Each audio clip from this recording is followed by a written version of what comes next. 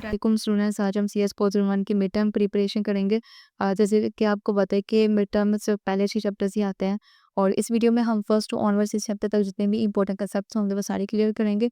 इसके अलावा अगर आपने सीएस पोस्ट 1 के डिटेल लेक्चर्स देखने हैं तो इन तमाम लेक्चर्स के लिंक जो है वो डिस्क्रिप्शन में मौजूद है, जहाँ पे आप वो लेक्चर्स भी ले सकते हैं।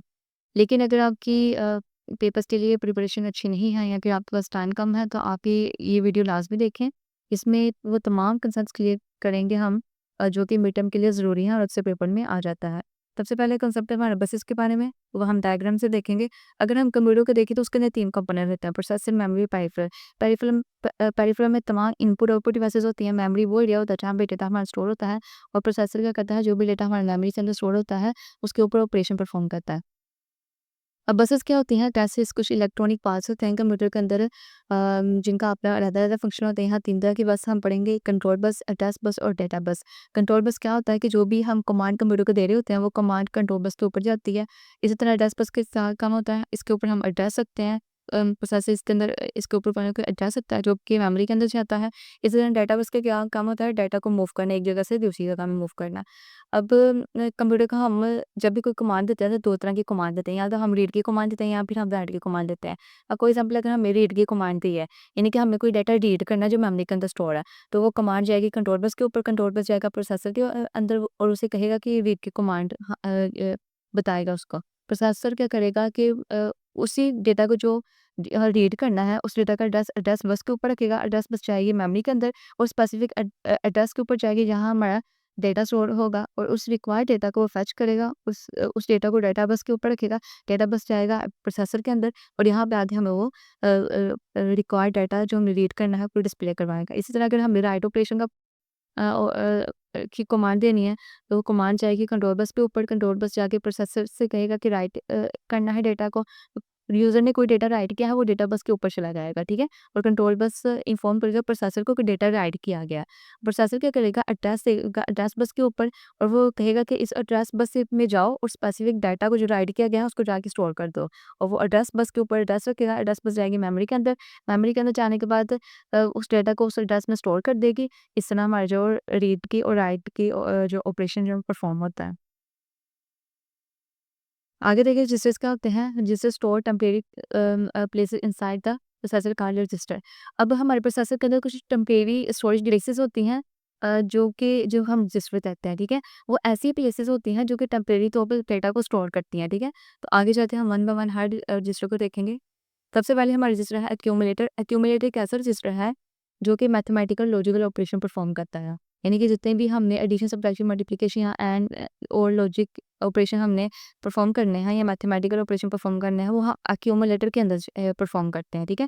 अब यहाँ पर देखें, उन्होंने बताया हुआ कि 32 bit processor has an accumulator of 32 bit. अब हर रजिस्टर की विड्थ होती है, हर रजिस्टर की स्टोरेज होती है। एक्यूमुलेटर डिपेंड करता है प्रोसेसर के अंदर, जितनी प्रोसेसर की विड्थ होगी उतनी ही एक्यूमुलेटर की होगी। अब प्रोसेसर की विड्थ से क्या मुराद है कि जब भी प्रोसेसर बनाया जाता है उसकी स्पेसिफिक विड्थ होती है, ठीक है? जैसे कि ओल्डेस्ट अगर प्रोसेसर हम देखें तो कुछ 16 बिट के होते थे, अब ऐसा-ऐसा 32 बिट के यूज़ होते हैं और 64 बिट के यूज़ होते हैं। तो इसको हम वर्ड साइज़ कहते हैं प्रोसेसर का, ठीक है? इसको हम वर्ड साइज़ भी कहते हैं। अब जितना प्रोसेसर का वर्ड साइज़ होगा उतने ही एक्यूमुलेटर की बिट्स होंगी। अगर प्रोसेसर 32 बिट का है, एक्यूमुलेटर भी 32 बिट्स का होता है। अगर प्रोसेसर 64 बिट का है, तो एक्यूमुलेटर भी 64 बिट का होगा। यानी कि एक्यूमुलेटर रजिस्टर डिफाइन करता है प्रोसेसर के विड्थ के ऊपर। जितना इसका वर्ड साइज़ होगा, उतनी इसकी बिट्स होंगी। नेक्स्ट है हमारे पास पॉइंटर इंडेक्स, जिसको हम बेस रजिस्टर भी कहते हैं। ये क्या करता है, जो भी हमारा डेटा होता है, उसके एड्रेस को टेम्परेरी तौर पर होल्ड करता है। ठीक है? अब यहाँ पे एक डेफिनेशन है नोमेनक्लेचर की। जब भी प्रोसेसर को मैन्युफैक्चर किया जाता है ना, तो उसका मैन्युफैक्चर दूसरी कंपनी के प्रोसेसर के मैन्युफैक्चर से डिफरेंट होता है, ठीक है? क्योंकि हर कंपनी अपना अलग-अलग प्रोसेसर को मैन्युफैक्चर करती है। तो जब प्रोसेसर को मैन्युफैक्चर किया जाता है, जब उसके अंदर रजिस्टर प्री डिफाइन किए जाते हैं, तो उसको नाम दिए जाते हैं रजिस्टर्स को, ठीक है? इसी तरह हर कंपनी हर प्रोसेसर में अपने प्रोसेसर में डिफाइंड नेम देती है। ठीक है? इसी तरह हर मैन्युफैक्चरर दूसरे मैन्युफैक्चरर से मुकीफ होता है, जिसको हम नोमेनक्लेचर कहते हैं। यानी कि हर प्रोसेसर का किसी दूसरी कंपनी के प्रोसेसर के अंदर जो रजिस्टर होंगे, उनके नाम डिफरेंट होंगे। फ्लैग रजिस्टर क्या होते हैं? ये हम आगे जाके डिटेल से पढ़ेंगे कि टोटल जो वो 16 फ्लैग रजिस्टर्स होते हैं जिसका यानी कि 16 बिट का फ्लैग रजिस्टर होता है जिसकी 16 बिट होती हैं और हर बिट का अपना-अपना अलग काम होता है। अब जो एक्यूमुलेटर है ये एज़ अ यूनिट काम करता है। इसके सारी बिट्स जो होता है वो एक ही तरह के काम करते हैं, एक ही फंक्शन परफ़ॉर्म करते हैं। लेकिन अगर हम फ्लैग रजिस्टर को देखें तो ये एज़ अ यूनिट काम नहीं करता। इसके 16 बिट होती है, हर 16 बिट का अपना-अपना अलग-अलग काम होता है, ठीक है? एक्यूमुलेटर एज़ अ यूनिट काम करता है, flag register as a independent इसकी हर बिट काम कर रही होती है। तो ये आगे जाके हम जब पढ़ेंगे ना तो आपको समझ आ जाएगी। यहाँ पे जस्ट आपने यही याद रखना है। प्रोग्राम काउंटर क्या होता है? प्रोग्राम काउंटर एक ऐसा स्पेशल रजिस्टर होता है जो कि हर प्रोसेसर के अंदर होता है। अब उससे पहले हम प्रोग्राम की डेफिनेशन देख लेते हैं। A program is defined to be an order set of instruction. Program क्या होता है? एक ऑर्डर सेट ऑफ इंस्ट्रक्शन होता है। यानी कि जब हम कोई प्रोग्राम राइट करते हैं ना कंपाइलर के अंदर, तो कंपाइलर उसको जब एग्ज़ीक्यूट करता है तो उसकी हर स्टेटमेंट को वन बाय वन एग्ज़ीक्यूट करता है, ठीक है? यानी कि पहली स्टेटमेंट को पहले एग्ज़ीक्यूट करेगा, दूसरी को बाद में एग्ज़ीक्यूट करेगा, यानी कि कोई स्टेटमेंट स्किप नहीं करेगा और सीक्वेंस वाइज़ हर स्टेटमेंट को एग्ज़ीक्यूट करता है। इसी तरह उन्होंने कहा है कि प्रोग्राम काउंटर भी एक ऐसा रजिस्टर है, ये एक ऐसा रजिस्टर है जो ऑर्डर को फ़ॉलो करता है, ठीक है? जो ऑर्डर को एन्श्योर करता है, यानी कि ये भी ये एक टेम्परेरी रजिस्टर है ना, जो हम पढ़ रहे हैं प्रोग्राम काउंटर एक रजिस्टर की टाइप है। अब ये इसका काम क्या करता है कि जो भी हम इंस्ट्रक्शन कंप्यूटर को दे रहे होते हैं ना, उसको वन बाय वन अपने अंदर होल्ड करता है। यानी कि जो इंस्ट्रक्शन हम पहले उसको देंगे, तो वो पहले इसको होल्ड करेगा, जो बाद में देंगे तो अगली इंस्ट्रक्शन को निकाल देगा और उसके बाद आने वाली इंस्ट्रक्शन को जगह देगा और अपने अंदर स्टोर करेगा, ठीक है? यानी कि वो ये भी ऑर्डर को फ़ॉलो करता है, पहली इंस्ट्रक्शन को पहले स्टोर करेगा, दूसरी इंस्ट्रक्शन को बाद में स्टोर करेगा। फॉर एग्ज़ाम्पल अगर हमने कंप्यूटर के अंदर 2 प्लस 5 स्टोर करना है। हमने इनपुट लैपटॉप कीबोर्ड के ज़रिए इनपुट दिए 2 प्लस 5 तो सबसे पहले हमने 2 एंटर किया है, 2 जाके इस प्रोग्राम काउंटर के अंदर स्टोर हो जाएगा टेम्परेरी तौर पर। उसके बाद जब हम प्लस इनपुट करेंगे, तो वो क्या होगा 2 जो होगा वो आगे चला जाएगा और उसके इस प्रोग्राम काउंटर के अंदर प्लस चला जाएगा, ठीक है? इसी तरह जब हम थर्ड इसको इंस्ट्रक्शन देंगे तो वो थर्ड इंस्ट्रक्शन को अपने अंदर स्टोर करेगा। यानी कि ये one by one sequence wise her instruction को जो एग्ज़ीक्यूट होनी है उसको स्टोर उसके एड्रेस को स्टोर करेगा। समझ आ गई? तो ये प्रोग्राम काउंटर का काम होता है, ये बहुत इम्पोर्टेंट रजिस्टर है। उसके बाद हम कुछ इंस्ट्रक्शन ग्रुप पढ़ने लगे हैं। अब आपने पढ़ा होगा नेमोनिक्स के बारे में, यानी कि असेंबली लैंग्वेज में नेमोनिक्स होते हैं ऐसे वर्ड जो इंसान इसको पढ़ सकता है, जिसको जो इंसानों को समझ आती है, ठीक है? क्योंकि हमें ये तो पता है कि assembly language near to machine होती है, ज़्यादा काम इसका रजिस्टर्स के मेमोरी के अंदर हो रहा होता है, ठीक है? तो ऐसे वर्ड जो इंसान को रीडेबल होते हैं वो होते हैं नेमोनिक्स, ठीक है? उनको हम इंस्ट्रक्शंस कहते हैं। सबसे पहली इंस्ट्रक्शन है मूव की इंस्ट्रक्शन, फिर यहाँ पे देखें अरिथमेटिक और लॉजिक इंस्ट्रक्शन है। अब ये स्टेटमेंट की जो है ये हम आगे जाके पढ़ेंगे किस तरह एक स्टेटमेंट को असेंबली लैंग्वेज में बनाया जाए। यहाँ पे जस्ट आपने इंस्ट्रक्शंस देखनी है। मूव की इंस्ट्रक्शन अरिथमेटिक इंस्ट्रक्शन कौन सी होती है? ऐड की, सब्ट्रैक्शन की, मल्टीप्लिकेशन की, डिवीजन की और लॉजिकल इंस्ट्रक्शन कौन सी होती हैं? एंड की, और की, नॉट की, ठीक है? यहाँ पे जो एंड है ये लॉजिक इंस्ट्रक्शन है, ये ऐड अरिथमेटिक इंस्ट्रक्शन है। उसके अलावा नीचे देखें प्रोग्राम कंट्रोल इंस्ट्रक्शन कौन सी होती है? ऐसे इंस्ट्रक्शन जो प्रोग्राम को कंट्रोल कर सकते हैं, जैसे कि सीएमपी का मतलब होता है कंपेयर करना, ठीक है? अब हम हाई लेवल लैंग्वेज में कुछ कंपैरिज़न के बारे में पढ़ा होगा आपने।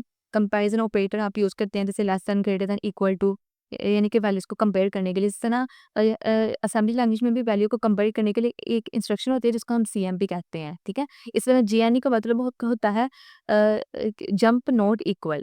मतलब जंप एंड नॉट मतलब इक्वल, ठीक है? यानी कि अगर ये दोनों इक्वल वैल्यू नहीं है तो जंप कर दो। ये भी हम आगे जाके सारी इंस्ट्रक्शंस डिटेल में पढ़ेंगे। स्पेशल इंस्ट्रक्शन क्या होता है?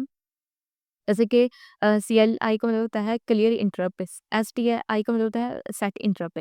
क्लियर का मतलब होता है कि वैल्यू 0 कर दो, सेट का मतलब होता है कि वैल्यू 1 कर दो। उसके बाद हम इंटेल के बारे में पढ़ने लगे हैं। इंटेल IAP X88 आर्किटेक्चर के बारे में हम डिटेल से पढ़ने लगे हैं। अब आईएपी की फुल फॉर्म है इंटेल एडवांस प्रोसेसर एक्सटेंशन 88। ये पहला सक्सेसफुल प्रोसेसर था जिसको 8088 भी कहा जाता है, जो कि आईबीएम पीसी में फर्स्ट टाइम जो यूज़ होना शुरू हुई। आईबीएम की फुल फॉर्म है इंटरनेशनल बिजनेस मशीन, ठीक है? यानी कि ये कंपनी ने अपने पर्सनल कंप्यूटर पीसी मतलब पर्सनल कंप्यूटर में इस प्रोसेसर को यूज़ करना शुरू किया पहली दफ़ा। ये बनाया इंटेल कंपनी वालों ने था, लेकिन ये यूज़ आईबीएम ने किया था अपने पर्सनल कंप्यूटर के अंदर। तो ये इंटेल जो है ये आपने याद रखना है कि 16 बिट प्रोसेसर है। इसका वर्ड साइज़ क्या है? 16 बिट। अब आगे देखें अ, रजिस्टर्स के बारे में पढ़ने लगे हैं कि इस इंटेल 8088 में टोटल 14 रजिस्टर होते हैं। ठीक है? पहले 4 रजिस्टर जो है ये इनको हम सेगमेंट रजिस्टर कहते हैं। सीएस का मतलब port segment, data segment, stack segment, extend segment. इसी तरह यहाँ पे कुछ पॉइंटर रजिस्टर होते हैं, जैसे ये स्टैक पॉइंटर, ये बेस पॉइंटर। एसआई का मतलब है यहाँ पे सोर्स इंडेक्स, डीआई का मतलब है डेस्टिनेशन इंडेक्स। उसके बाद यहाँ पे 4 रजिस्टर होता है जिनको हम जनरल रजिस्टर्स कहते हैं, ठीक है? जो हम आगे प्रोग्रामिंग के अंदर ये 4 रजिस्टर यूज़ करेंगे। इनके इनके अंदर हम वैल्यूज़ स्टोर करना शुरू करेंगे, मूव करेंगे, इनके ऊपर ऑपरेशन परफॉर्म करेंगे, एडिशन के, सब्ट्रैक्शन के। तो एएक्स का मतलब होता है एक्यूमुलेटर, एक्यूमुलेटर एक्सटेंडेड, बी का मतलब बेस एक्सटेंडेड, सी का मतलब कोड एक्सटेंडेड, डी का मतलब डेटा एक्सटेंडेड। इसी तरह यहाँ पे आईपी का मतलब है इंस्ट्रक्शन पॉइंटर, और कुछ यहाँ पे फ्लैग रजिस्टर्स होते हैं, ठीक है? तो ये आपने देख लेना है कि जनरल रजिस्टर्स ये 4 होते हैं। अब ये जो 4 रजिस्टर हैं इनके आगे सब आगे 2 रजिस्टर होता है, सब 2 रजिस्टर्स होते हैं। जैसे कि पहला रजिस्टर होता है इसका हाई, एक्यूमुलेटर हाई, और दूसरा होता है एक्यूमुलेटर लो, ठीक है? यानी कि एक्यूमुलेटर एक्सटेंडेड के अगर हम देखें तो 2 हिस्सों में डिवाइड होता है। एक उसका हाई पार्ट होता है, एक उसका लो पार्ट होता है। इसी तरह बाकी जनरल रजिस्टर के भी 2-2 पार्ट होता है, एक हाई एक लो, ठीक है? तो ये आपने याद रखना है। यानी कि इन जनरल रजिस्टर्स को हमने 2 पार्ट्स में डिवाइड किया, इसके 2 पार्ट को भी हम यूज़ कर सकते हैं, ठीक है? अलग-अलग से। तो आपने यहाँ पे याद के रखना है सेगमेंट रजिस्टर्स के बारे में। टोटल 4 होते हैं। एक इंस्ट्रक्शन पॉइंटर होता है, कुछ एक फ्लैग होता है, और स्टैक पॉइंटर होता है, बेस पॉइंटर होता है, इंडेक्स रजिस्टर 2 होते हैं, सोर्स इंडेक्स और डेस्टिनेशन इंडेक्स, और 4 हमारे पास जनरल रजिस्टर होता है। टोटल जो है ये 14 रजिस्टर होते हैं इंटेल 8088 में, ठीक है? ये आगे जाके हम इनको डिटेल से पढ़ेंगे।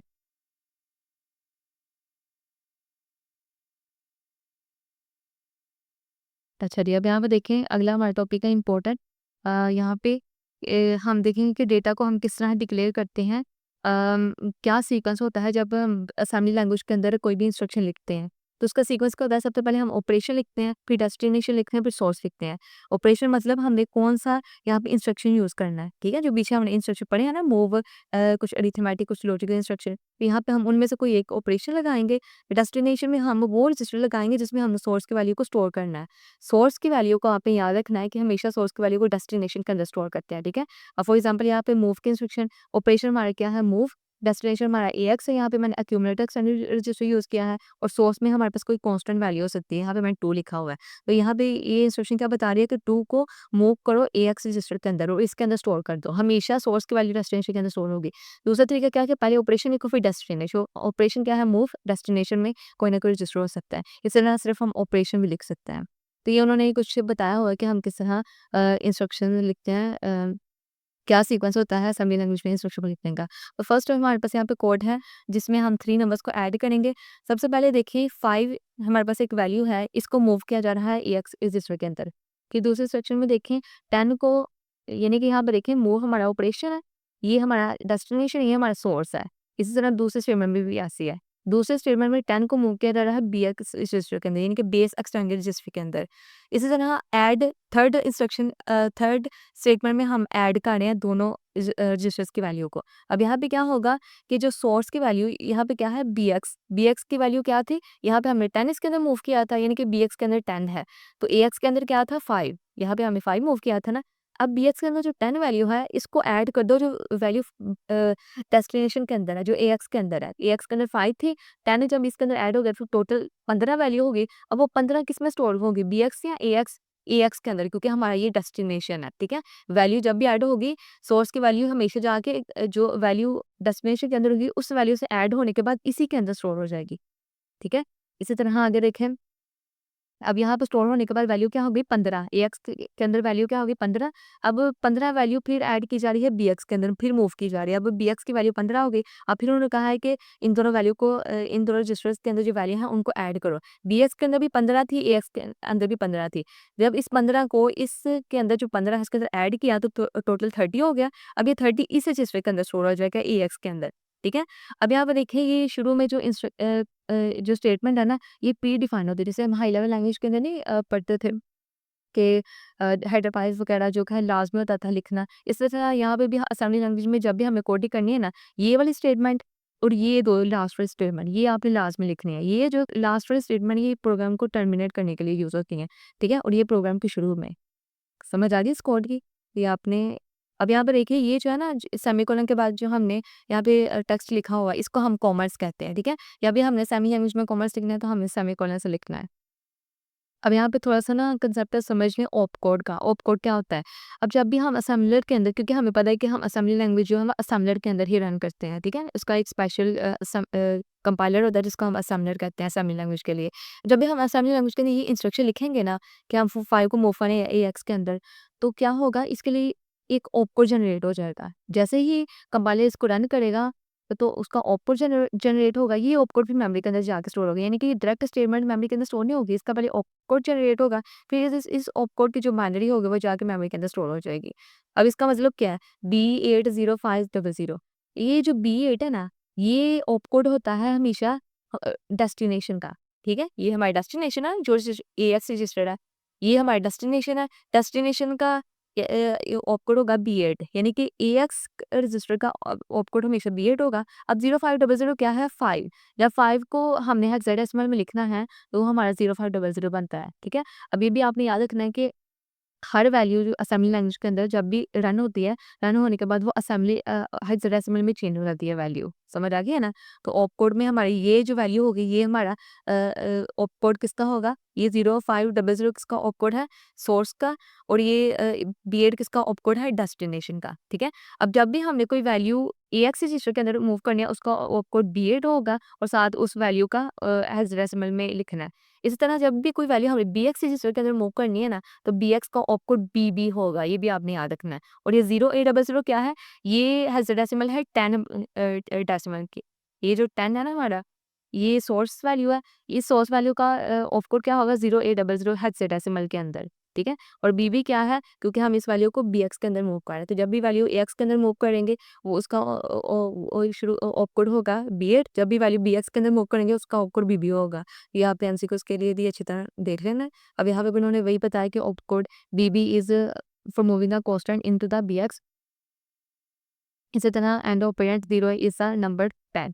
यहाँ पे भी उन्होंने सारा वही बताया हुआ है। अच्छा, यहाँ पे देखें एक कंसेप्ट है यहाँ पे सेगमेंटेड मेमोरी मॉडल क्या होता है? यहाँ पे मैं आपको बता देती हूँ कंसाइज़ वे में। अब आपको ये भी पता होना चाहिए कि जब भी एक मेमोरी होती है ना उसके अंदर कुछ सेगमेंट्स बने होते हैं। सेगमेंट क्या है? एक चंक ऑफ मेमोरी होता है, ठीक है? यानी कि एक मेमोरी का कुछ हिस्सा, उसका एक छोटा-सा पार्ट है, ठीक है? जिसकी स्पेसिफिक आगे स्टोरेज होती है एक, यानी कि स्पेसिफिक बिट्स का होता है या किलो बिट्स का होता है या बाइट का होता है। तो यहाँ पे देखिए ये हमारे पास एक मेमोरी है, ठीक है? ये हमारे पास मेमोरी है जो कि यहाँ से शुरू हो रही है और यहाँ तक जा रही है। अब इसके अंदर उन्होंने ये जो है ना ये वाला पार्ट इसका, ये एक चंक है उसका, ये हिस्सा है इस मेमोरी का, ठीक है?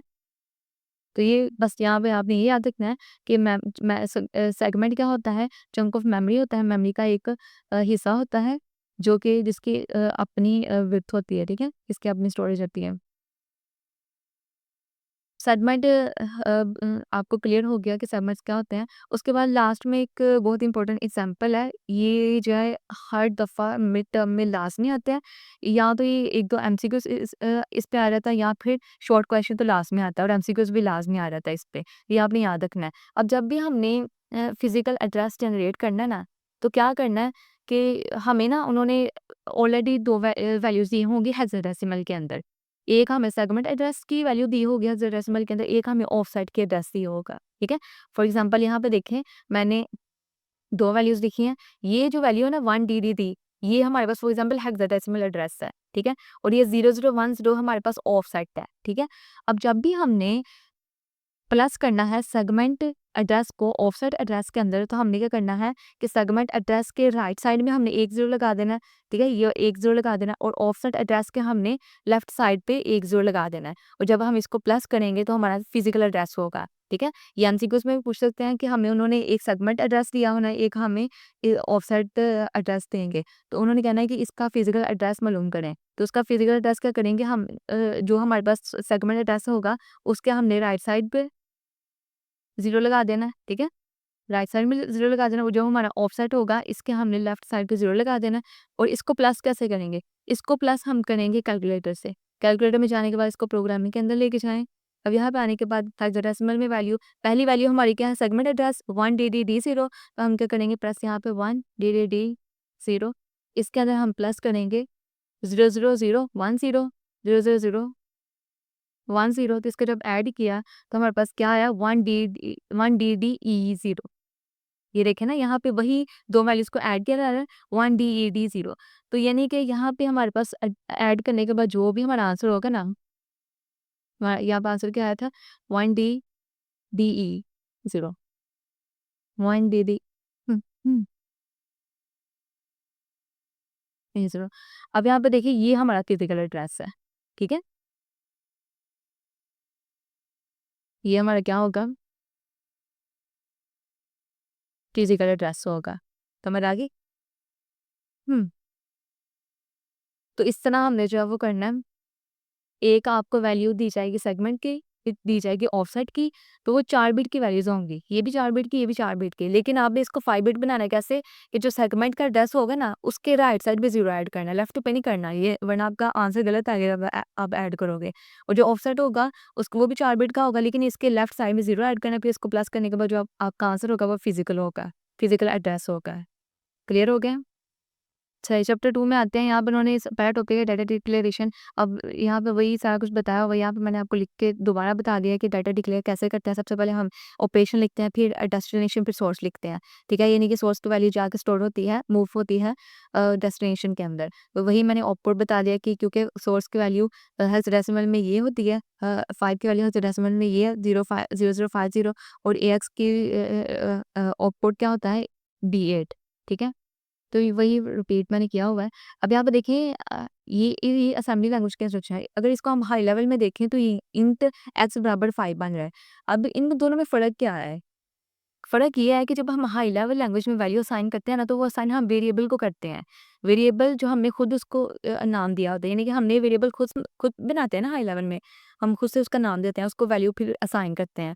उस सबसे पहले हम उसकी डाटा टाइप लिखते हैं कि कौन-सा वैल्यू हम उसको असाइन करने जा रहे हैं। लेकिन अगर हम इन दोनों में डिफरेंस देखें, तो असेंबली लैंग्वेज में जब हम वैल्यू को मूव करते हैं या ऐड करते हैं, सब्ट्रैक्ट करते हैं, तो वो हम डायरेक्ट रजिस्टर के अंदर करते हैं। क्योंकि assembly language near to machine है ना, इसके अंदर ज़्यादा काम रजिस्टर्स के अंदर हो रहा होता है। तो जो वैल्यू हम मूव करेंगे वो रजिस्टर के अंदर जाएगी, तो ये हमारे रजिस्टर के अंदर वैल्यू जा रही है। लेकिन अगर हम इसको हाई लेवल में देखें तो सबसे पहले हमें वेरिएबल क्रिएट करना पड़ता है, फिर उसको वैल्यू असाइन करते हैं, ठीक है? इसलिए हाई लेवल ज़्यादा ईज़ी होती है।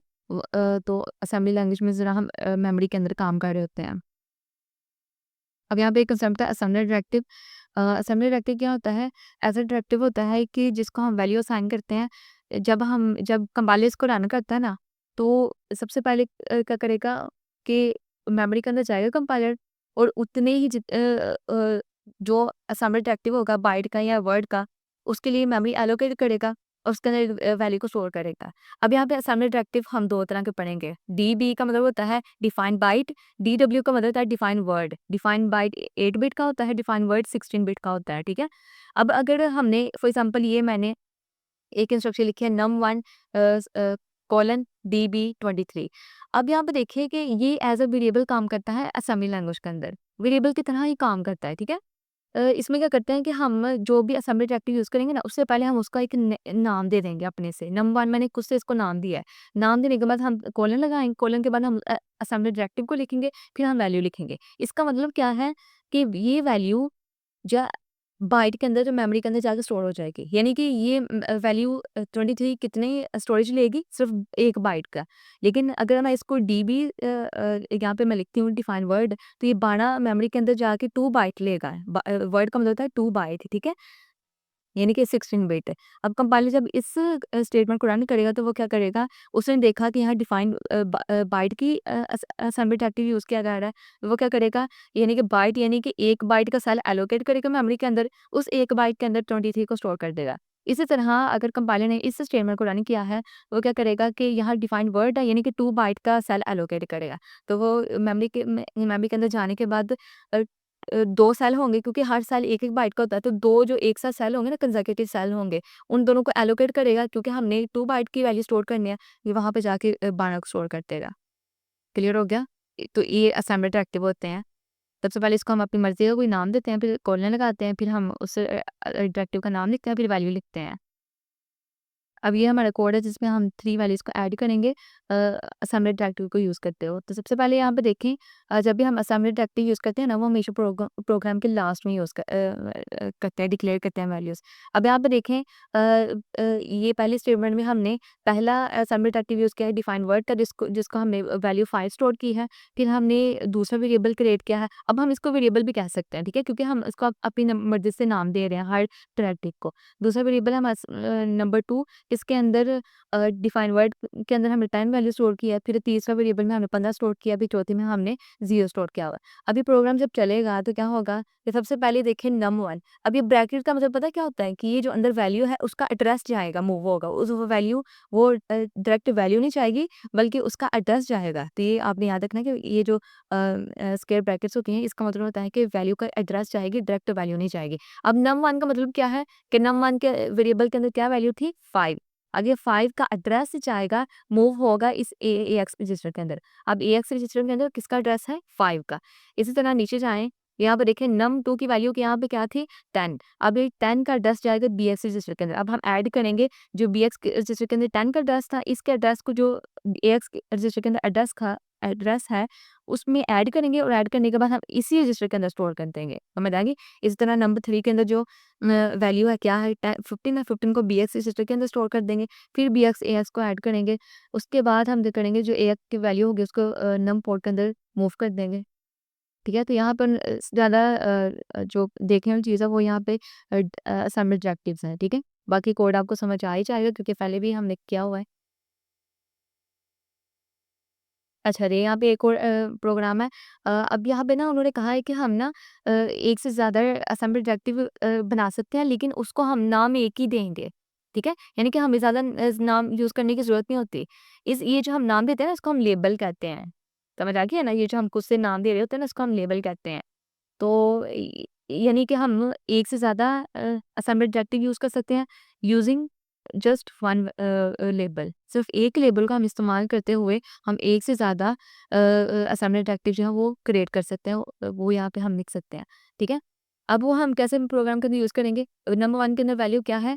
5 है, 5 का एड्रेस जाएगा AX के अंदर। इस तरह नम 1 प्लस 2 का मतलब क्या है कि अब यहाँ पे हमें इस बाकी असेंबली डायरेक्टिव के लेबल नहीं दिए गए, तो हम इस पहले लेबल को ही यूज़ करते हुए बाकी की वैल्यूज़ यूज़ करेंगे इस प्रोग्राम के अंदर। वो कैसे यूज़ करेंगे? अब num1 का मतलब क्या है? पहली वैल्यू जो 5 थी। num1 प्लस 2 का मतलब क्या है कि जो अगली वैल्यू है। फिर से इस तरह num1 4 का मतलब क्या है कि जो उसकी अगली वैल्यू है। अब हम 2 क्यू प्लस कर रहे हैं, हम 1 क्यू प्लस नहीं कर रहे।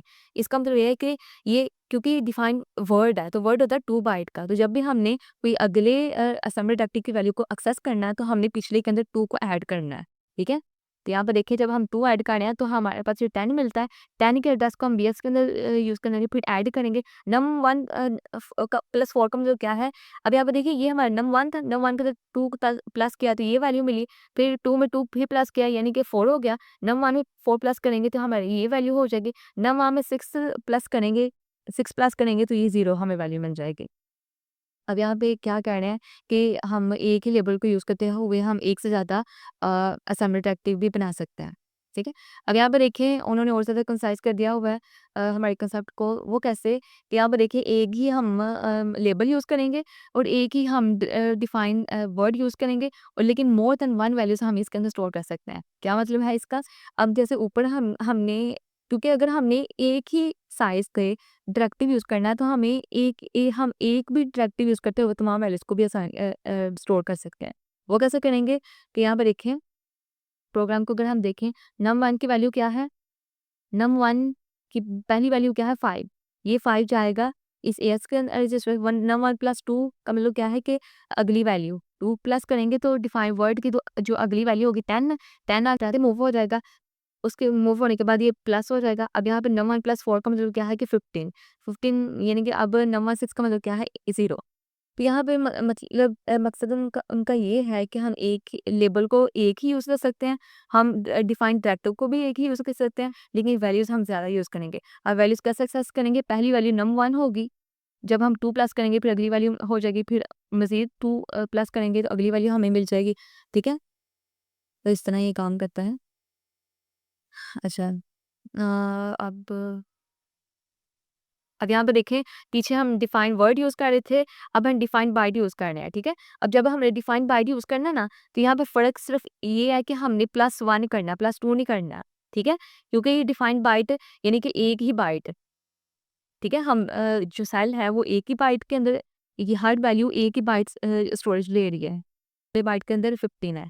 यानी कि यहाँ पे जब हमने वैल्यू को एक्सेस करना है तो कैसे करेंगे, num1 हमारी पहली वैल्यू होगी, num1 प्लस 1 हमारी अगली वैल्यू होगी, num1 प्लस 2 हमारी उससे अगली वैल्यू होगी। यानी कि यहाँ 1 का प्लस करेंगे क्योंकि ये एक-एक बाइट का है। वर्ड 2 बाइट का था इसलिए हमने 2 प्लस कर रहे थे।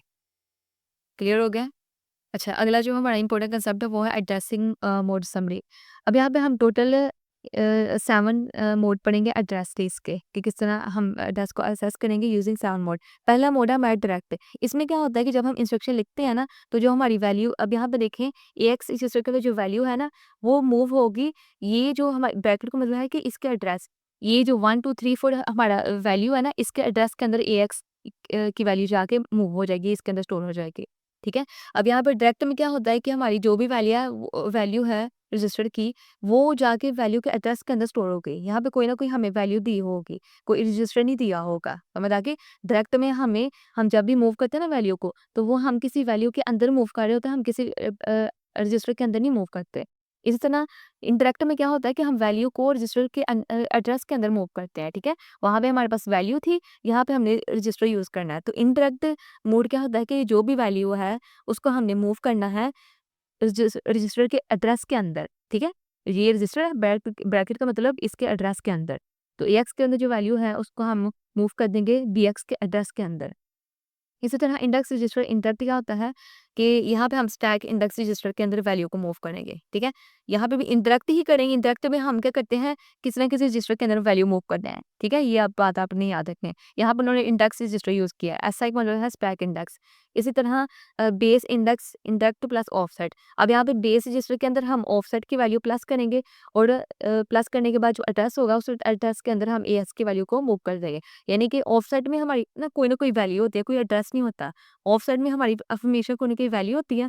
और इंडायरेक्ट उन्होंने कहा कि बेस रजिस्टर इंडायरेक्ट यूज़ करें, इंडायरेक्ट यानी कि हम कोई ना कोई बेस रजिस्टर यूज़ करेंगे और उसमें ऑफसेट को प्लस करेंगे। प्लस करने के बाद जो एड्रेस होगा उस एड्रेस के अंदर एएक्स की वैल्यू को जाके मूव कर देंगे, ठीक है?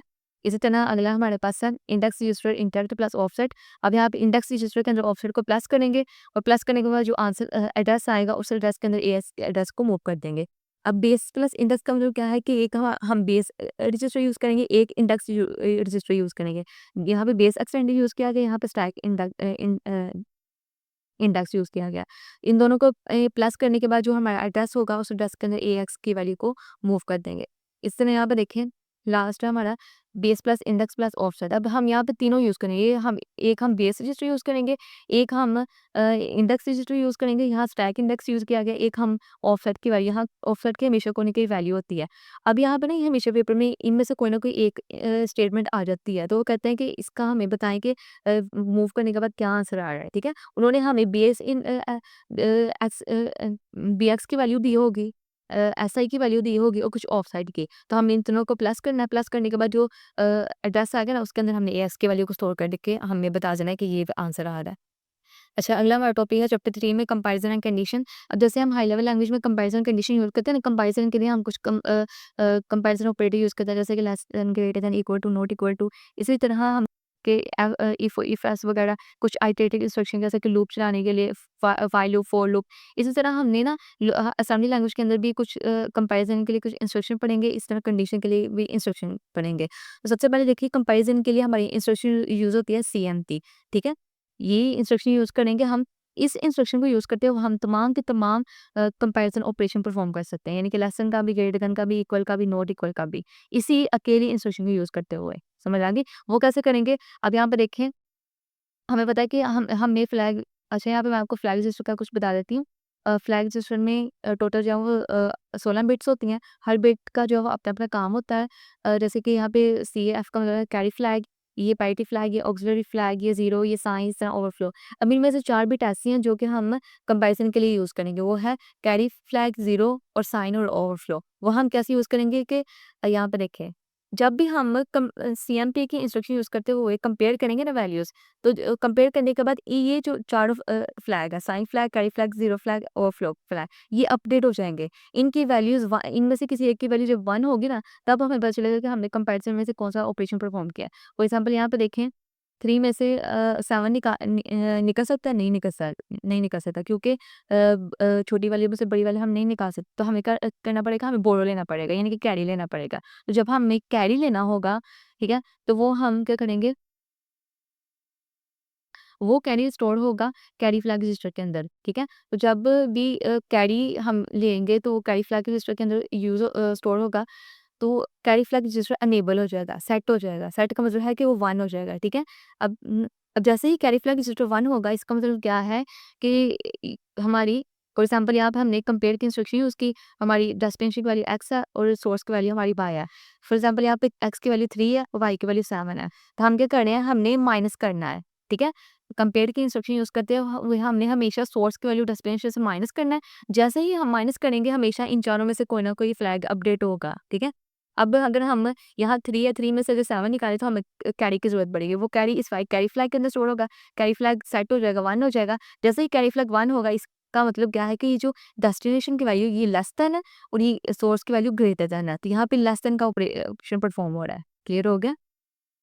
यानी कि हम कंपैरिज़न की इंस्ट्रक्शन यूज़ करेंगे और सोर्स की वैल्यू को डेस्टिनेशन से माइनस करेंगे, तो जो हमारा आंसर आएगा उसमें से फिर हमारे जो फ्लैग रजिस्टर्स हैं, उनकी बिट अपडेट हो जाएँगी। फिर हमें पता चलेगा कि कौन-सा ऑपरेशन परफॉर्म हुआ कंपैरिज़न का। अब यहाँ पे देखिए, ज़ीरो फ्लैग अगर 1 होगा, अब यहाँ पे देखें, अगर हमारे पास कि यहाँ पे वैल्यू होती 3 माइनस 3, तो आंसर हमारा 0 आना था। वो 0 ज़ीरो फ्लैग के अंदर स्टोर हो जाना था। जैसे ही इसके अंदर इस बिट के अंदर स्टोर होना था, ये ज़ीरो फ्लैग अपडेट हो जाना था, ये इससे 1 हो जाना था। तो जैसे ही ज़ीरो फ्लैग 1 होगा, इसका मतलब क्या है कि दोनों वैल्यू सेम थी। यहाँ पे भी 3, यहाँ पे भी 3, अब दोनों को माइनस किया तो 0 आया। यानी कि यहाँ पे कौन-सा कंपैरिज़न ऑपरेटर परफॉर्म किया गया, इक्वल था। ठीक है? तो इसका मतलब क्या है कि दोनों वैल्यू इक्वल थी।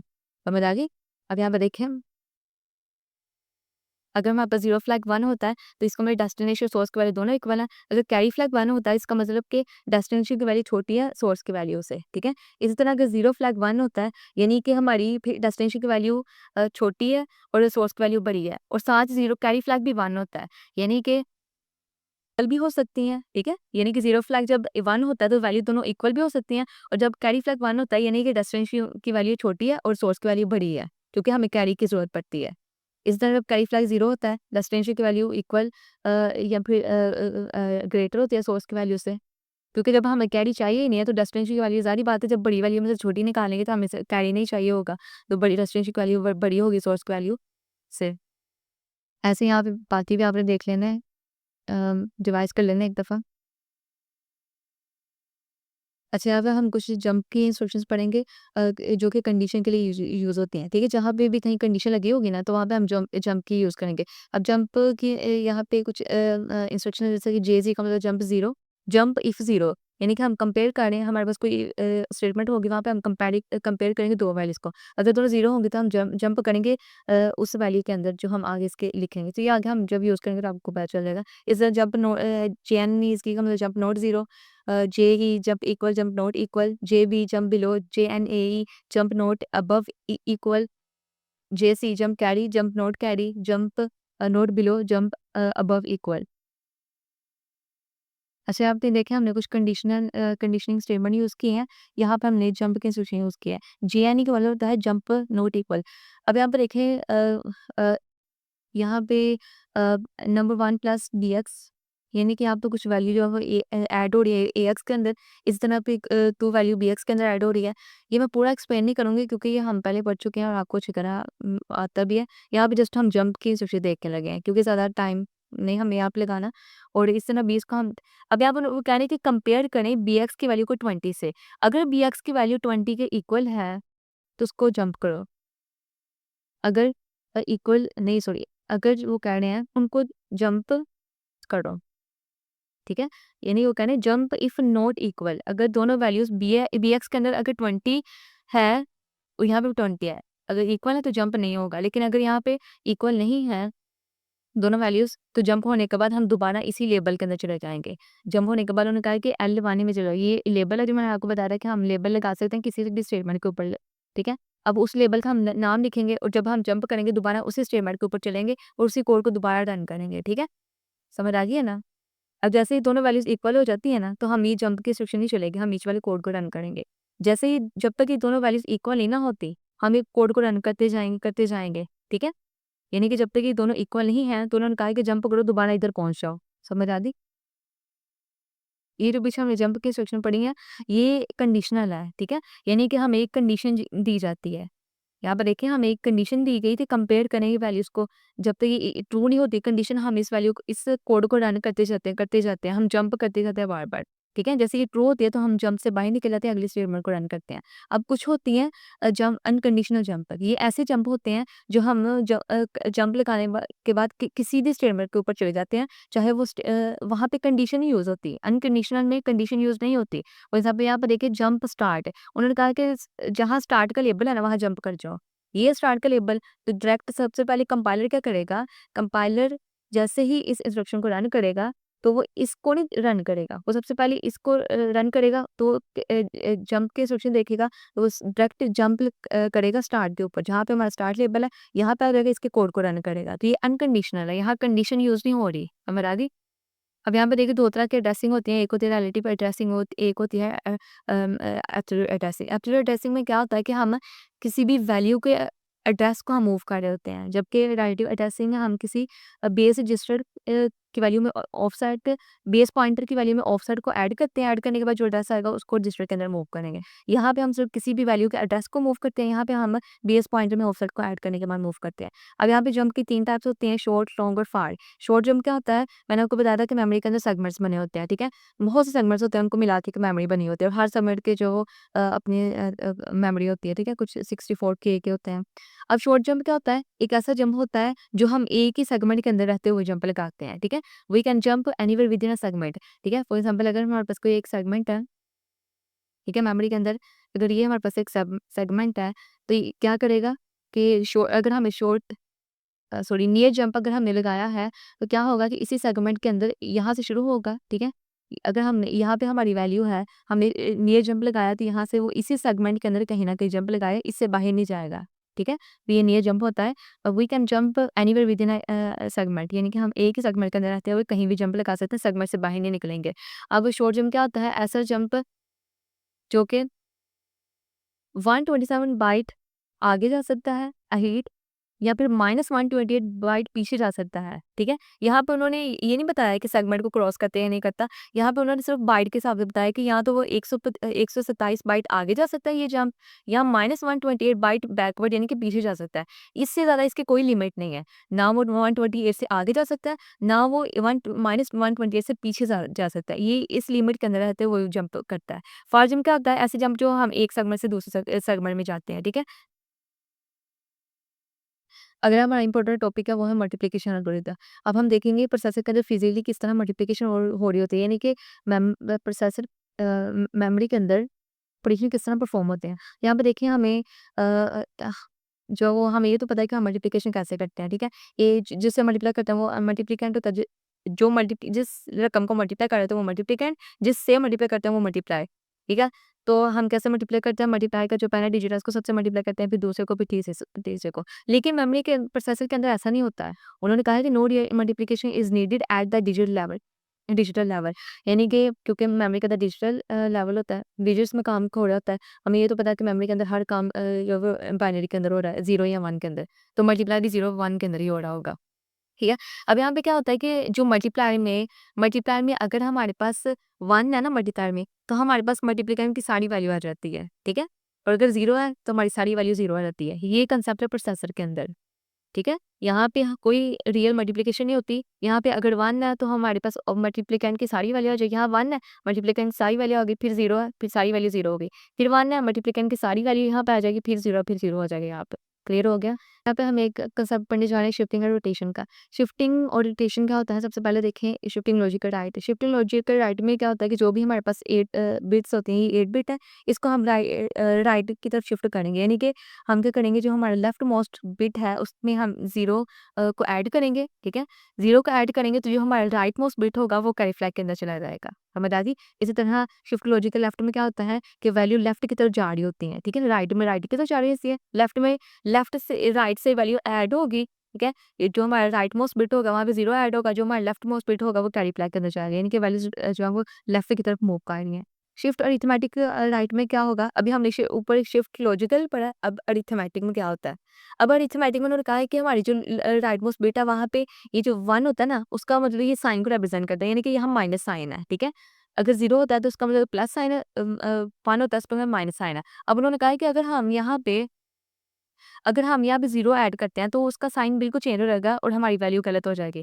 तो अगर हमारे पास साइन 1 है यानी कि माइनस है, तो हम उसी साइन को रिटेन करने के लिए, उसी को वैसे का वैसे ही रखने के लिए हम क्या करेंगे, इसी जो हमारा राइट मोस्ट बिट है उसको दोबारा कॉपी करके दोबारा इसी के अंदर स्टोर कर देंगे। यानी कि हम अलग से 0 बिट इसके अंदर ऐड नहीं करेंगे, इसको कॉपी करके इसके अंदर स्टोर करेंगे ताकि हमारा जो साइन है वो वैसे का वैसे ही चेंज ना हो और बाकी जो हमारा राइट मोस्ट बिट है वो कैरी फ्लैग के अंदर चला रहेगा। अब यहाँ पे देखिए रोटेट राइट का मतलब क्या है, लेफ्ट मोस्ट बिट के अंदर चली जाएगी। इसी तरह ये वाली वैल्यू जो वो डायरेक्ट कैरी फ्लैग के अंदर चली जाएगी, ठीक है? रोटेट लेफ्ट का मतलब क्या है, ये जो हमारी लेफ्ट मोस्ट बिट है ये कॉपी होके राइट मोस्ट बिट के अंदर चली जाएगी और यही बिट दोबारा कैरी फ्लैग के अंदर चला जाएगा। रोटेट थ्रू कैरी राइट का मतलब क्या है, इसका मतलब ये है कि जो हमारी कैरी के अंदर वैल्यू होगी, जो बिट होगा, वो कॉपी होके लेफ्ट मोस्ट बिट के अंदर जाके स्टोर हो जाएगा। उसके बाद यहाँ पे जो हमारा राइट मोस्ट बिट होगा, वो फिर कैरी के अंदर चला जाएगा। इतना रोटेट थ्रू कैरी लेफ्ट उसका बिल्कुल ऑपोज़िट है। यहाँ पे क्या होगा कि जो हमारा कैरी फ्लैग के अंदर बिट होगा, वो कॉपी होके राइट मोस्ट बिट के अंदर स्टोर हो जाएगा और यहाँ पे जो लेफ्ट मोस्ट बिट होगा, वो कैरी फ्लैग के अंदर चला जाएगा। बिटवाइज़ लॉजिकल ऑपरेशन में हम 3 तरह के ऑपरेशन पढ़ेंगे, एंड, एक्सक्लूसिव और नॉट। ये आपने पहले भी सारा कुछ पढ़ा होगा लॉजिकल ऑपरेशंस।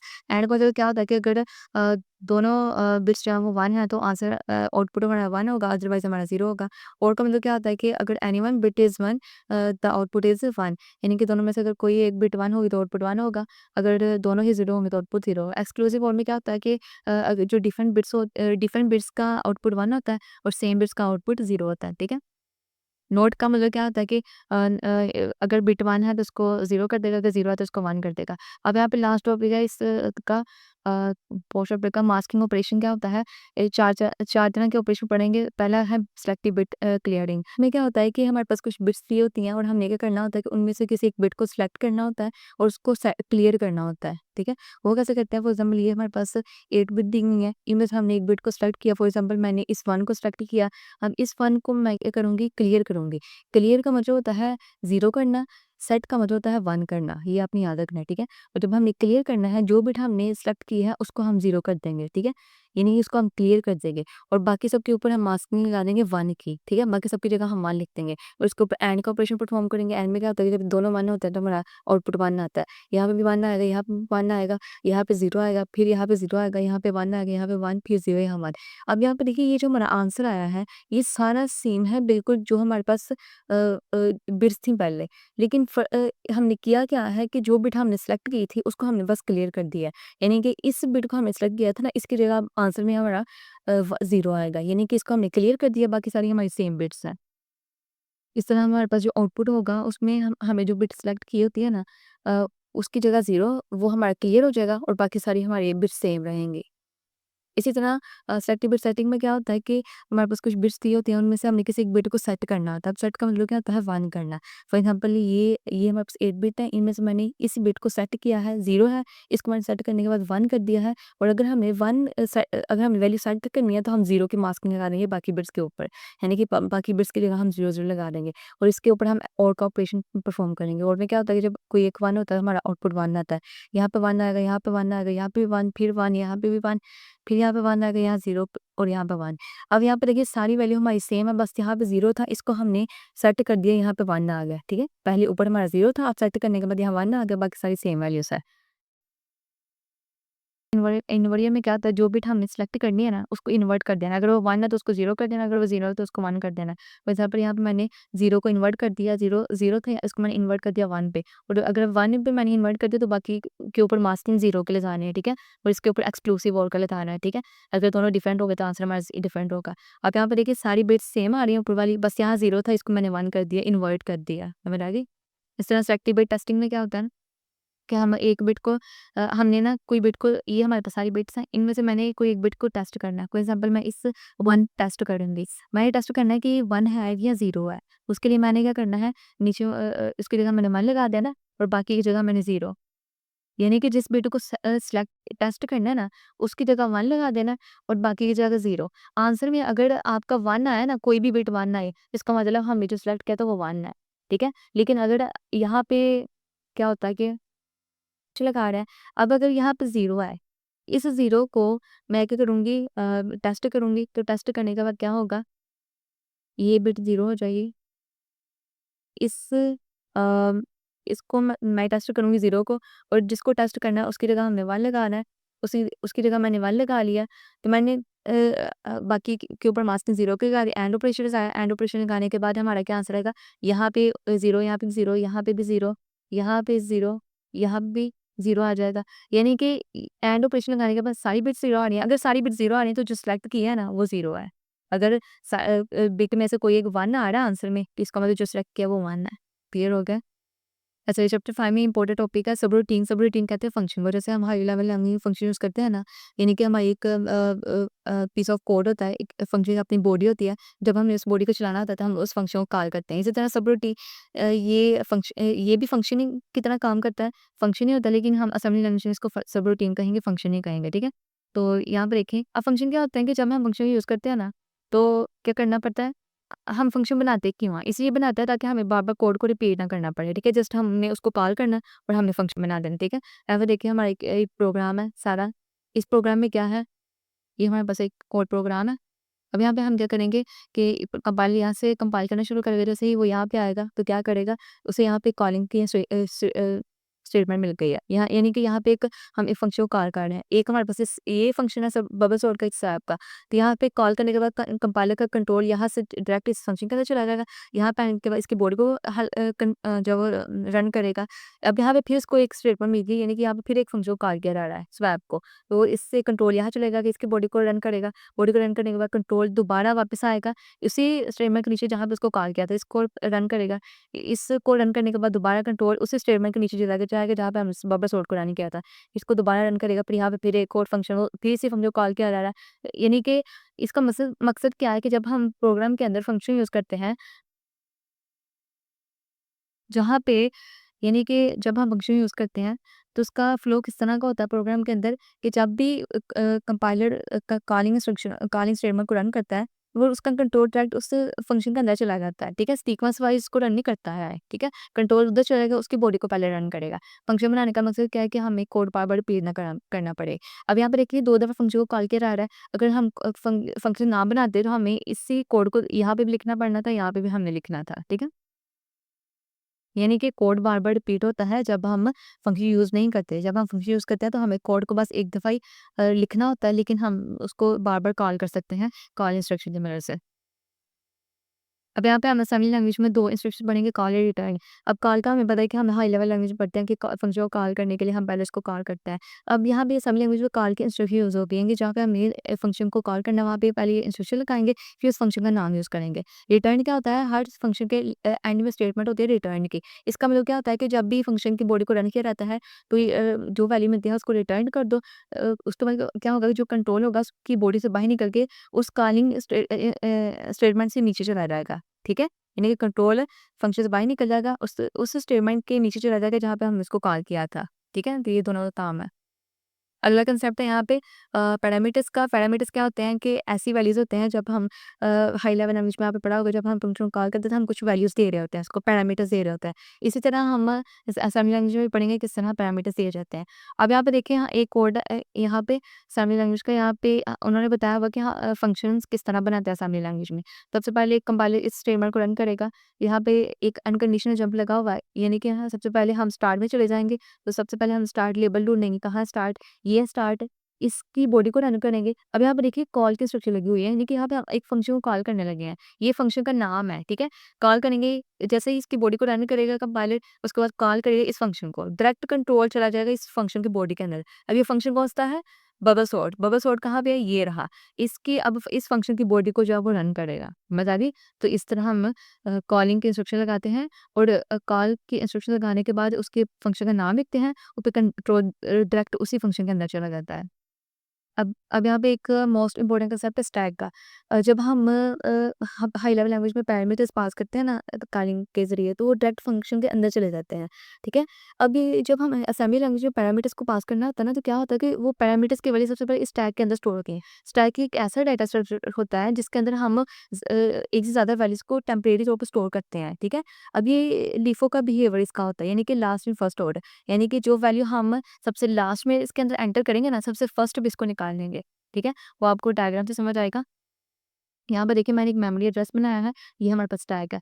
अब क्या होगा कि सबसे पहले जब वो यहाँ पे देखें, मैंने एक फंक्शन बनाया, फंक्शन ये सबरूटीन एक फंक्शन है और ये मैं इस फंक्शन को कॉल कर रही हूँ। जैसे ही कंपाइलर इसको रन करेगा कॉल, यहाँ पे पैरामीटर्स जो भी वैल्यू यहाँ पे दिए होंगे, वो पैरामीटर डायरेक्टली फंक्शन के अंदर नहीं जाएँगे। वो पहले इस सबरूटीन के अंदर जाएँगे, स्टैक के अंदर जाएँगे, सॉरी सबसे पहले स्टैक के अंदर जाएँगे, फिर सबरूटीन उस वैल्यू को गेट करेगा इस स्टैक से, ठीक है? अब स्टैक में एक स्टैक पॉइंटर होता है, ये पॉइंटर करता है वैल्यूज़ को, ठीक है? यानी कि कितनी वैल्यू स्टैक के अंदर चली गई हैं, स्टैक फुल तो नहीं हो गया, ये एम्प्टी तो नहीं है, ये इस चीज़ों को पॉइंटर करता है स्टैक पॉइंटर, ठीक है? तो सबसे पहले यहाँ पे देखिए स्टैक पॉइंटर पॉइंट आउट करता है पहले सेल को, ठीक है? अब हर स्टैक में ना 2 बाइट की वैल्यूज़ जो स्टोर होती है, ठीक है? 2 बाइट का हर सेल होता है स्टैक के अंदर। तो यहाँ पे देखिए जैसे ही हमने जब हम स्टैक के अंदर वैल्यू डालते हैं ना, तो उसको हम कहते हैं पुश करना, वैल्यू को अंदर स्टोर करना। जब हम वैल्यू को बाहर निकालते हैं, उसको हम कहते हैं पॉप करना, ठीक है? अब जैसे ही फंक्शन को हमने कॉल किया, तो पैरामीटर्स सबसे पहले समझो हमने 10 पैरामीटर देना है फंक्शन को, तो वो 10 स्टैक के अंदर जाएगा, पुश होगा स्टैक के अंदर। फिर क्या होगा कि सबरूटीन बेस पॉइंटर को इस्तेमाल करते हुए इस 10 वैल्यू को एक्सेस करेगी। बेस पॉइंटर वो होता है जिसके अंदर हम कोई भी इंस्ट्रक्शन जब हमने करनी होता है, तो उसकी वैल्यू बेस पॉइंटर के अंदर जो है स्टोर होती है। तो यानी कि जब हम कॉल करना तो पैरामीटर की वैल्यू स्टैक के अंदर जाएगी, पुश करेंगे हम सबरूटीन इस स्टैक में से वैल्यू लेगा, तो फिर जैसे ही सबरूटीन इस स्टैक में से वैल्यू लेगा, तो क्या होगा कि इस स्टैक में से वैल्यू पॉप हो जाएगी ऑटोमेटिकली, ठीक है? क्योंकि हम स्टैक को खाली भी करना होता है, ये टेम्परेरी तौर पे वैल्यू को स्टोर करती है। जैसे ही सबरूटीन इसको वैल्यू गेट करेगा, ये वैल्यू जो है यहाँ से खत्म हो जाएगी स्टैक, तो 10 यहाँ से पॉप हो जाएगा, बाहर निकल जाएगा। यहाँ पे देखें, जैसे ही सबरूटीन ने वैल्यू एक्सेस की, 10 यहाँ से निकल जाएगा, बाहर हो जाएगा, ये दोबारा से एम्प्टी हो जाएगा। यहाँ पे ये भी एक बात है आपने याद रखनी है कि जब हम वैल्यू पुश करते हैं ना, तो स्टैक पॉइंटर 2 बाइट आगे चला जाता है, क्योंकि हर सेल 2 बाइट का होता है। जैसे ही डिक्रीज़ हो जाता है, ये हमारे सेल्स है ना, तो 2 बाइट डिक्रीज़ हो जाएगा। जैसे ही वैल्यू पॉप करेंगे, इस जब 10 को निकालेंगे ना, स्टैक पॉइंटर पीछे चला जाएगा, यहाँ पे आ जाएगा, ठीक है? यहाँ पे आ जाएगा स्टैक पॉइंटर, यानी कि 2 बाइट इंक्रीज़ होगा। ये एड्रेस इंक्रीज़ हो रहा है ना ऊपर, जब वैल्यू पुश करता है तो स्टैक पॉइंटर 2 बाइट डिक्रीज़ होता है, जब वैल्यूज़ हम पॉप पॉप करते हैं तो 2 वैल्यूज़ जो है वो इंक्रीज़ होता है, ठीक है? यानी कांसेप्ट क्या है, जब हम फंक्शन को कॉल करते हैं तो पैरामीटर स्टैक के अंदर पुश होती हैं, जैसे ही सबरूटीन उस वैल्यू को गेट करता है, तो वैल्यू हमारी पॉप हो जाती है स्टैक के अंदर से, ठीक है? तो बस ये कांसेप्ट था इसमें। अब यहाँ पे देखिए मैंने ये कोड है, सबसे पहले जंप अनकंडीशनल जंप लगा हुआ है, सबसे पहले हम स्टार्ट पे चले जाएँगे। जंप स्टार्ट कहाँ है हमारे पास? ये रहा स्टार्ट। यहाँ पे कंट्रोल आ जाएगा, इसकी बॉडी को एग्ज़ीक्यूट करेगा, अब फंक्शन को फायर करेगा, बबल सॉर्ट। बबल सॉर्ट का हमारे पास कहाँ है? ये बबल सॉर्ट है। यहाँ पे क्या किया जा रहा है, रजिस्टर को पुश किया जा रहा है स्टैक के अंदर। पहले एएक्स को पुश किया करेंगे, फिर सीएक्स को, फिर आई को। सबसे पहले हमने एएक्स को पुश किया स्टैक के अंदर, फिर सीएक्स को, फिर एसआई को, स्टैक इंडेक्स को। अब हम इसको पॉप कैसे करेंगे? लीफो के तरीके से, यानी कि सबसे एंड पे हमने एसआई को लास्ट इन फर्स्ट आउट हमने करना है ना, तो जो लास्ट इन किया है, लास्ट इन हमने एसआई को किया है, सबसे लास्ट पुश। इसको फर्स्ट आउट करेंगे, सबसे पहले इसको निकाल लेंगे, फिर इसको निकालेंगे, फिर इसको निकाल लेंगे, ठीक है? यानी कि पहले हमने एएक्स को पुश किया, फिर सीएक्स को, फिर एसआई को।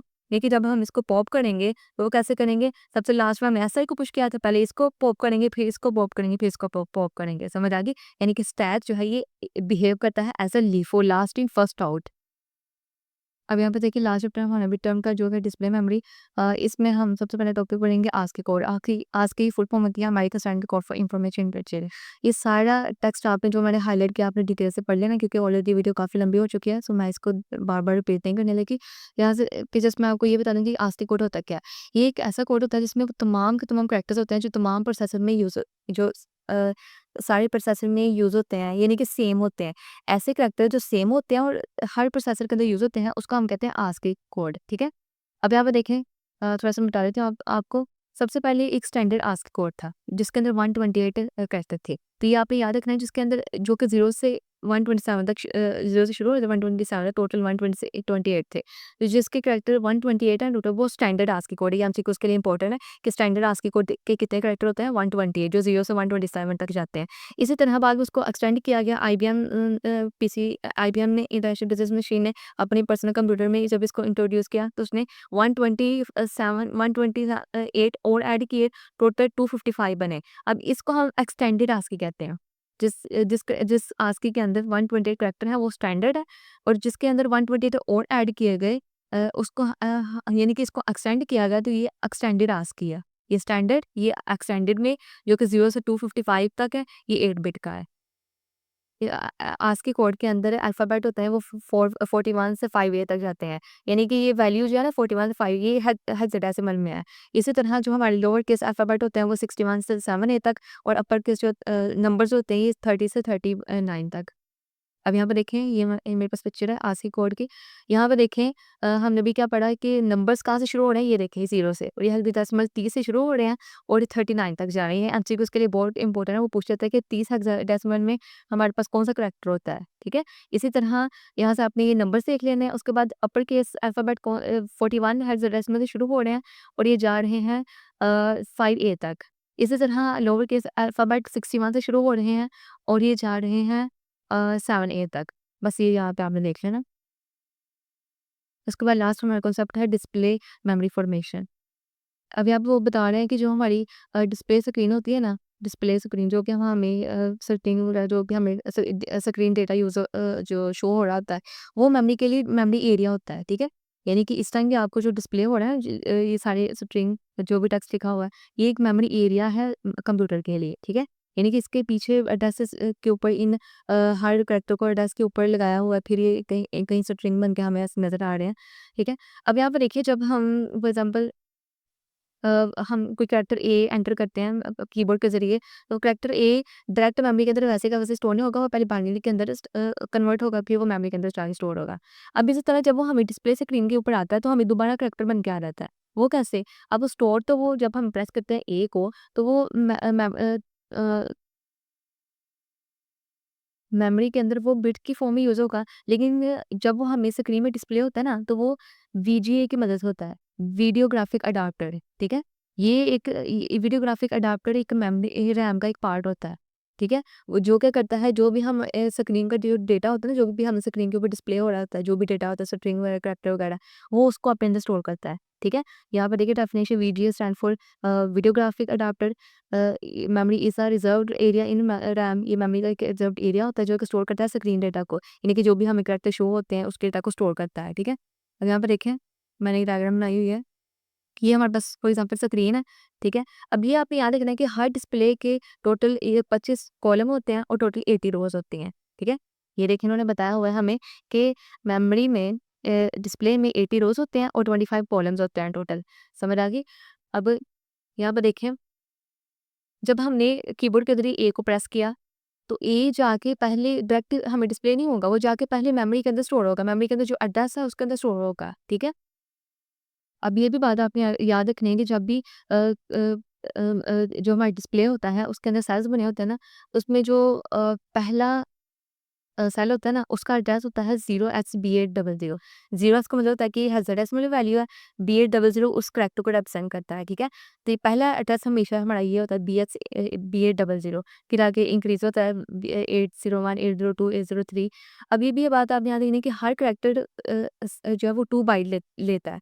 1 बाइट वो अपने करैक्टर के लिए, दूसरी बाइट वो अपने एट्रिब्यूट के लिए। यहाँ मैंने बताया होगा कि एक सेल 2 बाइट लेता है, यानी कि एक सेल के अंदर एक कैरेक्टर स्टोर होता है ना, तो वो 2 बाइट लेता है। कैसे? पहला बाइट वो लेता है करैक्टर के लिए, दूसरा बाइट वो लेता है बाइट एट्रीब्यूट के लिए, जो उसकी ख़ुसूसियत होती है। जैसे उस करैक्टर का कलर क्या होगा, उसकी ब्राइटनेस का क्या होगी, ठीक है?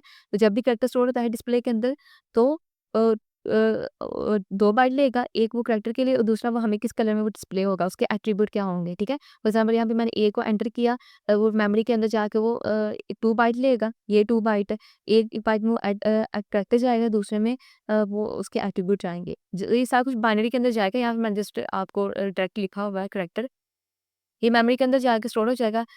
उसके बाद हमें वीडियो ग्राफिक अडैप्टर जो है वो हमें डिस्प्ले करवाएगा इस ए को दोबारा से, ठीक है? स्क्रीन के ऊपर। समझ आ गई? तो स्क्रीन का जो पहला सेल है उसका एड्रेस ये होगा, इसके एड्रेस के अंदर जो वैल्यू कैरेक्टर हम एंटर करेंगे वो पहले सेल में जाके स्टोर हो जाएगी। समझ आ गई? अब अगर हम देखेंगे पूरी स्क्रीन में टोटल कितने सेल्स होते हैं? तो 25 कॉलम्स होते हैं, यहाँ मैंने सारे कॉलम्स नहीं बनाए, यहाँ पे जस्ट मैंने आपको समझाने के लिए कुछ कॉलम और रोज़ बनाई हुई हैं, लेकिन होते 25 कॉलम एंड 80 रोज़ होते हैं। जब 25 को 80 से मल्टीप्लाई करते हैं तो 2000 सेल होते हैं एक स्क्रीन में और हर सेल 2 बाइट लेता है। तो जब हम 2000 को मल्टीप्लाई 2 से करते हैं तो टोटल डिस्प्ले की जो मेमोरी है वो 4000 हो गई बाइट, ठीक है? 4000 बाइट हो गई। तो टोटल 2000 सेल्स होते हैं और 4000 इसकी बाइट होती है डिस्प्ले स्क्रीन की। समझ आ गई यहाँ तक? तो ये था कंसेप्ट हमारा। यहाँ पे हमारे चैप्टर जो कंप्लीट होते हैं। सो अ, यहाँ ऑलमोस्ट हमने हर टॉपिक ही क्लियर किया है इस वीडियो के अंदर। सो अगर आपको पसंद आई वो वीडियो अच्छी लगी हो तो काइंडली मेरे चैनल को सब्सक्राइब कीजिएगा, वीडियो को शेयर कीजिएगा अपने फ्रेंड्स के साथ। अल्लाह हाफ़िज़।